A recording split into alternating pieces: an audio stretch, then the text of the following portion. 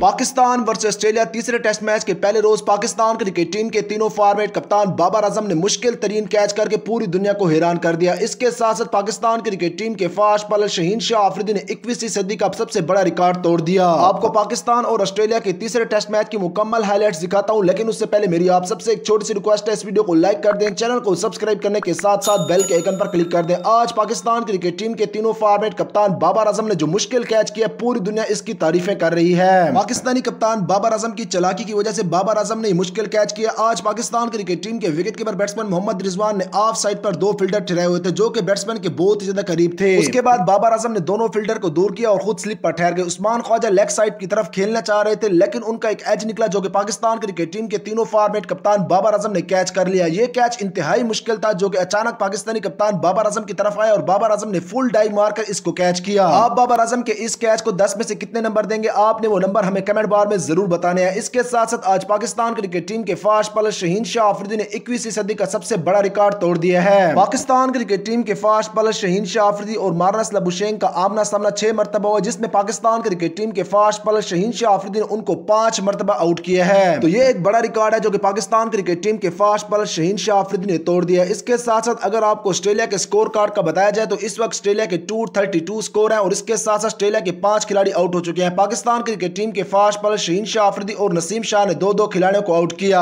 इसके साथ साथ एक विकेट साजिद खान के हिस्से में आई है, जो कि पाकिस्तानी कप्तान बाबर आजम के मुश्किल कैच की वजह से आई है।